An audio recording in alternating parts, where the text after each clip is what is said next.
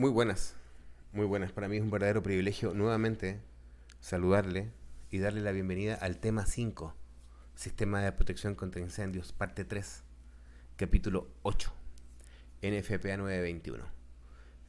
Y quiero decirles que hemos hecho un pequeño abanico, una pequeña introducción al tema, y ahora lo vamos a contrastar con la guía. Vamos a ver qué nos dice la guía al respecto de lo que hemos visto hasta ahora. Vamos a empezar con el capítulo 8, Sistemas de Protección contra Incendios 8.1. Vamos a hacer una lectura y luego un análisis. Introducción. Este capítulo proporciona un conocimiento básico de los sistemas activos de protección contra incendios, eh, lo que incluye información general, componentes claves, parámetros de instalación y funcionamiento, recogida de datos y análisis. Los sistemas de protección pasiva se describen en el capítulo 7. Es importante poseer un conocimiento básico de los sistemas de protección contra incendios existentes y su actuación durante un incidente para entender el papel del sistema y su impacto potencial en el incendio. Es por eso que es importante que la persona que no está familiarizada con estos sistemas estudie los sistemas, se prepare. Yo soy un especialista en el tema, yo soy una persona que ha estudiado específicamente el tema, soy, por ejemplo, diplomado de NFPA en protección contra incendios, y como les dije, soy súper cauteloso frente al tema. Soy súper cauteloso, entonces a mí yo no comprendo cómo la gente que no está, que no tiene una base técnica sólida en el tema, no es más cauteloso, o, o al menos un poco. Es algo que no he podido comprender jamás. Em, pero quiero decirles que ustedes tienen que, o sea, según incluso pude ver todos los contenidos del capítulo 8, Sistema de Protección contra Incendios, de la guía, y me di cuenta de que realmente es básico, realmente son lineamientos. Usted tiene que tener claro cómo funciona cada sistema contra incendios, es parte de su formación. Eh, Esto también decidí ponerlo acá porque lo considero importante. Este capítulo proporciona una descripción de los sistemas que con más frecuencia pueden encontrarse instalados en los edificios. Se tratarán los sistemas de alarma contra incendios incluidos en los dispositivos de detección, de aviso, sistemas de agua, los sistemas de supresión de fuego. Este capítulo es una introducción a los tipos de sistemas y la manera en que deben ser documentados, descritos durante la investigación. Existe un gran número de fuentes centralizadas para describir estos sistemas con mayor detalle. Se urge al usuario de esta guía consultar el material de referencia recogido en el anexo A para poder obtener más información. Bueno, en el anexo A te mandan a varias referencias bibliográficas que son excelentes. Eh, el, este capítulo, el capítulo que habla precisamente de los sistemas contra incendios, en su capítulo 8.2 habla de los sistemas de alarma contra incendios. La información general, objetivos de los sistemas, a qué está destinado, componentes de los sistemas. Por ejemplo, hay detección por video. Hay software de que detectan llamas, detectan movimiento, bueno, ustedes sabrán, ahora detectan hasta características corporales, biometría, etcétera. Detección de humo, como lo pudimos ver también un poco en la parte 2, están los detectores de humo frente de detectores de humo autónomos de ionización, los fotoeléctricos, los muestras de aire, ya lo conversamos.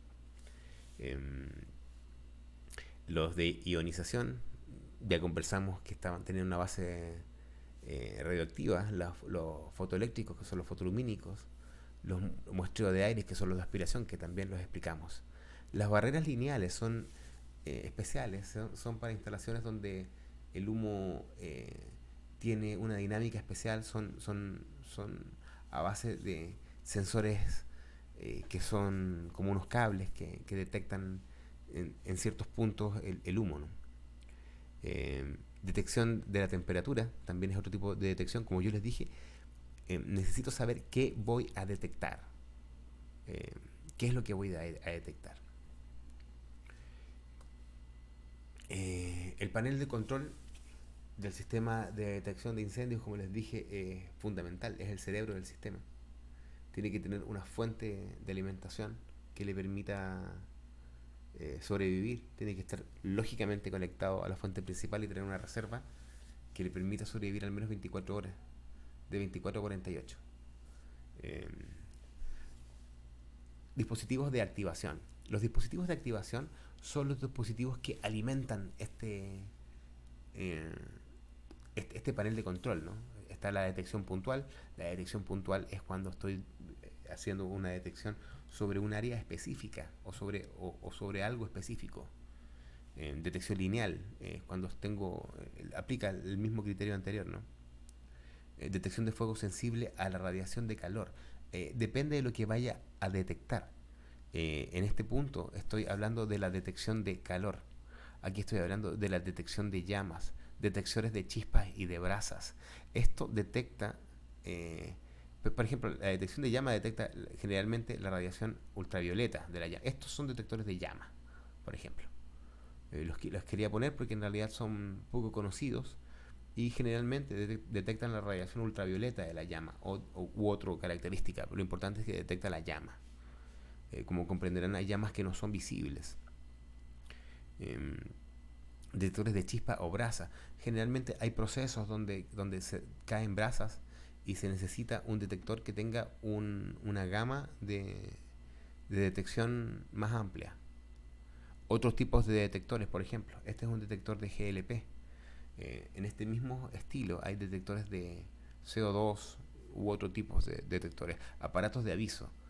Dentro del sistema también existen estos sistemas de aviso como cornetas, como sirenas u otro eh, parlante para poder dar aviso, ¿no? Parámetros de funcionamiento e instalación del sistema NFPA 8.2.3. Características de las centrales.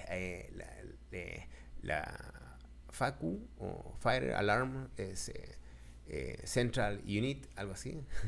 Bueno, la central de alarmas, o FACU como dicen los gringos, es, como les dije, el cerebro del sistema. Dependiendo de la instalación, dependiendo de lo que vaya a cubrir, es más o menos complicado. Eh, el capítulo este también habla de la localización y reemplazo de los dispositivos. Recuerden que la localización de una alarma, de un detector de humo, de un sprinkler, no es al azar. Deben cumplir normativas.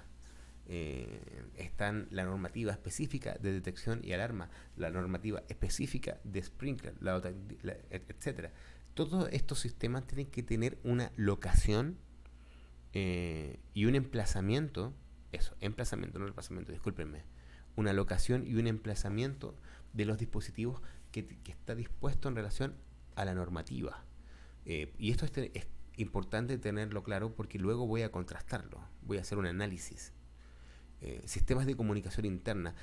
Estos sistemas, los detectores, los pulsadores, incluso algunos como sistemas de comunicación como teléfono interno, pueden ser cableados, generalmente son cableados, aunque ya existe tecnología Wi-Fi para unificar estos tener estos medios de transmisión, seguimiento y control del sistema. Estación central, local y remota. El sistema tiene que tener un control y un seguimiento, una supervisión.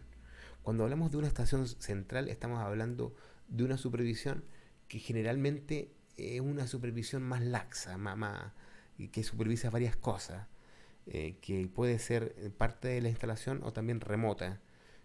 Cuando hablamos de una instalación local, hablamos de una instalación propia, con supervisión propia de tu instalación. Y una instalación remota, como es evidente, se trata de una supervisión a distancia.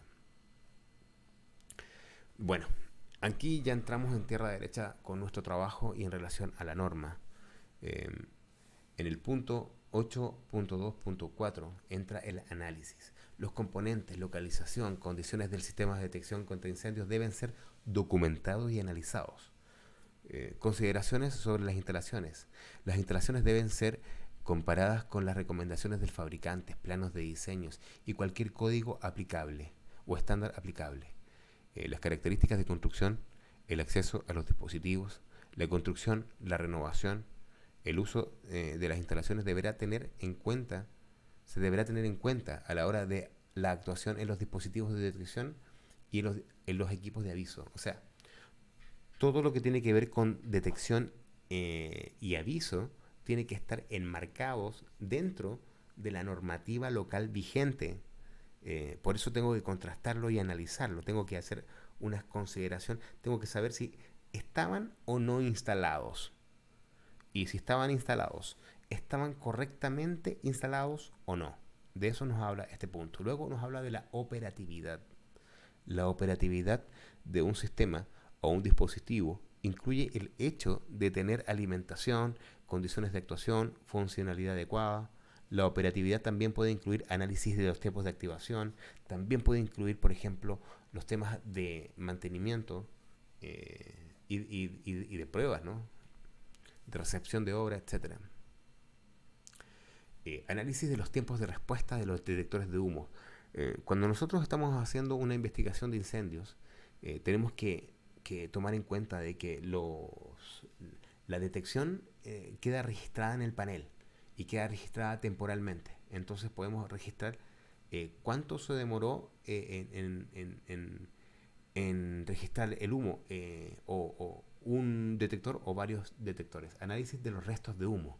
Por ejemplo, alrededor de las bocinas de, de, de sonido, el humo se deposita de manera distinta cuando está en activación o no. Tiempo de respuesta de alarma. Eh, También podemos hacer ese tipo de análisis, ¿no? Saber cuánto se demoró la alarma, estimación de daño del incendio. Esto es interesante. ¿Cómo el sistema de alarma puede estimar el daño del incendio? Eh, Resulta que podemos ver el daño aplicable sobre los mismos bocinas y sistemas contra incendio y también podemos ver cuántos detectores se activaron a la vez. No es lo mismo que se activen uno, dos, tres de a poquito o que se activen muchos a la vez. Nos habla de un desarrollo distinto del fuego. Bueno, cuando yo tengo todo esto ya puedo entrar al siguiente punto, que es el desarrollo de una línea temporal, donde ya puedo hablar de cuánto se demoró qué y cuándo.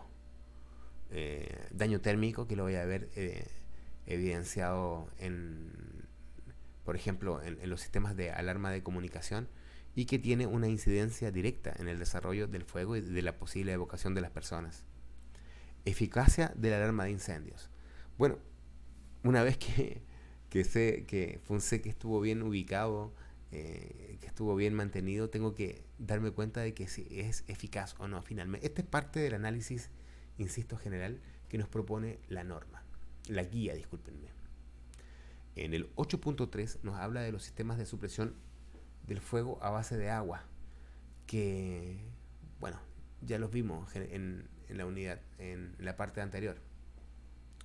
Objetivos del sistema. Los objetivos de la supresión de fuego a base de agua son aquellos diseñados para reaccionar ante determinadas condiciones, como activación en ciertas temperaturas o por alarma de incendios, liberando agua a través de patrones y cantidades específicas. Bueno, entran aquí todos los sistemas a base de agua. Y están los sprinklers, los aspersores y varios más. Y yo definitivamente los invito a ver a explorar más esta parte de la norma, porque se extiende más y se explica mucho mejor. De la guía, disculpa, sigo diciendo la norma. 8.4. Sistemas de supresión de fuego a base de no basados en agua. O sea, básicamente habla de los sistemas que tienen como base el gas o base química. Los sistemas de supresión gaseosos o químicos son sistemas de supresión especiales usados para suprimir el fuego en por un medio distinto al agua, para riesgos especiales, específicos o equipos.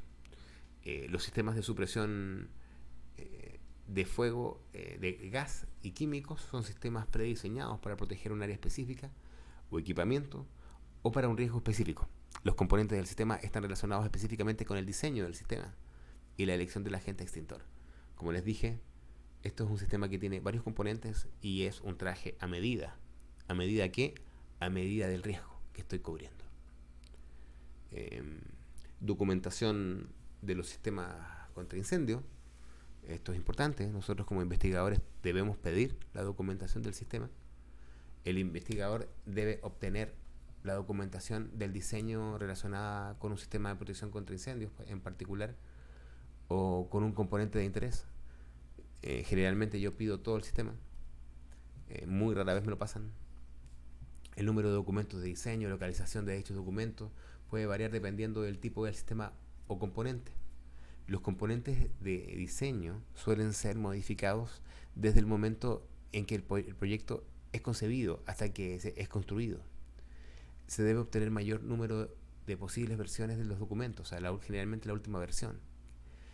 Los documentos de diseño pueden estar en posición del diseñador, del fabricante, de la agencia certificadora, de la empresa instaladora, del propietario del edificio, de los ocupantes o de la autoridad con jurisprudencia. Con jurisdicción, disculpen. Eso significa AHJ. Y bueno, para terminar la parte 3, quiero hacer lectura del punto 8.6, que para mí también es súper importante dentro de este análisis. Problemas de expoliación. Se debe tener mucho cuidado a la hora de conservar todos los documentos puestos en manos del investigador, particularmente los documentos que sean originales. Aunque solo se tenga acceso a la copia de un documento, este puede convertirse en la mejor prueba de dicho documento, compartiéndole el mismo peso probatorio que el original. Los planos pueden ser de gran tamaño y aparecer doblados para caber en maletines, carpetas o archivadores. Se deberá tener cuidado a la hora de conservar los documentos en papel, utilizando el mínimo de carpetas, las cuales deben ser almacenadas en contenedores apropiados en un entorno seguro. Los documentos entregados al investigador deben ser inventariados. Se entregará un recibo a quien usted le haya entregado los documentos y en caso de ser necesario se deberá establecer una cadena de custodia para el documento. Los paneles de alarma no deben ser manipulados por personas sin calificación, ya que la pérdida de datos de dichos paneles puede ser irreparable. La pérdida o alteración de un elemento puede tener consecuencias importantes en la investigación y en cualquier litigio que pueda sobrevenir. Con este comentario, con esta lectura, en realidad, terminamos la parte 3 del tema 5. Sistemas de protección contra incendios. Muchas gracias.